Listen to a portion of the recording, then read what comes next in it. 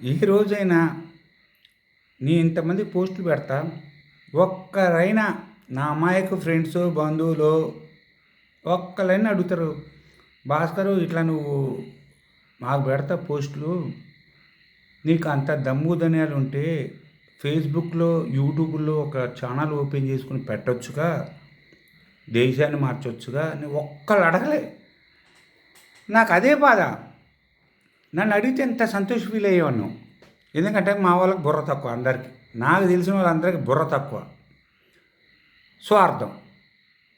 నేను అందరికీ ఎందుకు పెట్టినంటే, ముందు నేను నా దగ్గర ఉన్న నా సరౌండింగ్, నేను అనుకున్న వాళ్ళు, నా చుట్టాలు, బంధువులు, అందరినీ నేను మార్చలేకపోతే ముందు వీళ్ళని మార్చాలి, తర్వాత దేశాన్ని, ప్రపంచాన్ని. అందుకే నేను మా వాళ్ళకే పెడతాను. అందుకే ఏది ఓపెన్ చేయలేదు, ఫేస్బుక్, యూట్యూబ్. ఇల్లు చక్కదిద్దుడట ఏదో శాస్త్రం ఉంది, ఊరు దేశాన్ని చేసినట్టు అదే శాస్త్రం ఉంది, నాకు తెలియదు. అది అయిపోయింది టాపిక్. అందుకే మీరేం టెన్షన్ పడకండి, నేను బాధపడతాను. నా చుట్టాలు కూడా ఒక్కళ్ళు క్వశ్చన్ చేయలేదు నన్ను, నేను బాధపడతాను. అది నెక్స్ట్ టాపిక్. ఇల్లు కట్టుకుంటారు, double bedroom, triple bedroom, duplex house, గ్రాండ్గా చేస్తారు, ఫంక్షన్, చుట్టాలు గొప్ప, ఏదో గిఫ్ట్లు ఇస్తారు, అందరు వెరీ గుడ్, తప్పు ఏమీ లేదు, చేసుకోవడం తప్పేమీ లేదు. అందులో 3 పిల్లలు అదే భార్య పిల్లలు వాళ్ళు ఉంటారు.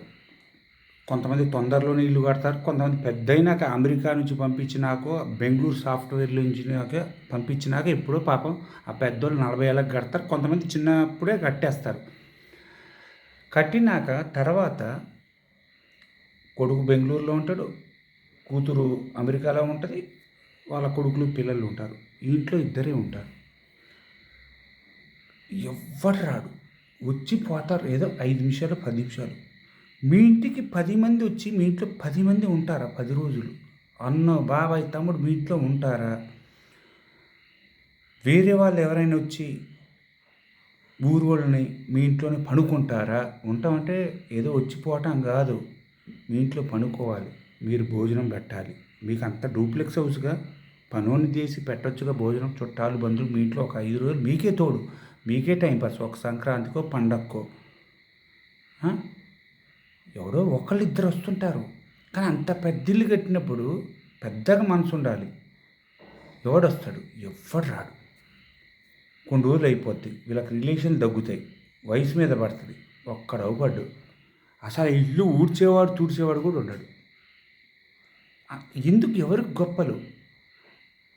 అదే ఆ ఇల్లు మీకు సర్లే కట్టించుకున్నారు, కొడుకులు కట్టించారు, అమెరికా నుంచి కట్టించారు, బెంగళూరు నుంచి సాఫ్ట్వేర్ కట్టించారు, మీరు కట్టుకున్నారు, ఉద్యోగం కష్టపడి గవర్నమెంట్ జాబ్, ప్రైవేట్ జాబ్ కట్టుకున్నారు, వెరీ గుడ్.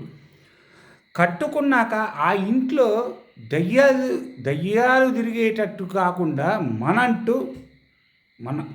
అనుకున్న వాళ్ళు వచ్చిపోవాలి, 2 రోజులకు వచ్చిపోవాలి, వారం రోజులకు వచ్చిపోవాలి, మనకు తోడుగా ఉండాలి, మనతో పాటు పనుకోవాలి, మనకు టైంపాస్ కావాలి. టైంపాస్ యాక్చువల్గా మనం గొప్ప కూడా కాదు, మనకు టైంపాస్ కావాలి, ఎంటర్టైన్మెంట్ కావాలి.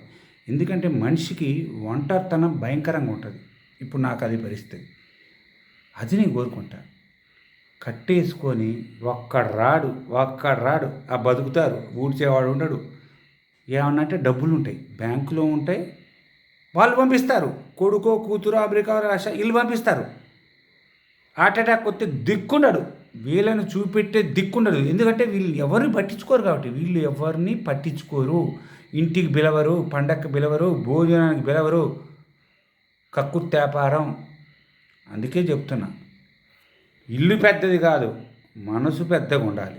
అప్పుడు మీకు ఎక్కడున్నా, మీరు మీ కొడుకులు అంతరిక్షంలో ఉన్నా, కూతురు అంతరిక్షంలో ఉన్నా, మీకోసం ఉరుకొచ్చే వాళ్ళు, హార్ట్ అటాక్ వచ్చినా, ఏ హెల్త్ వచ్చినా ఉరుకొచ్చే వాళ్ళు 100 మంది ఉంటారు. మీ హార్ట్ విశాలంగా ఉండాలి, గుండె విశాలంగా ఉండాలి. మీ డబ్బులు కాదు, మీ బోంద కాదు, కట్టపోండి బోందలోకి.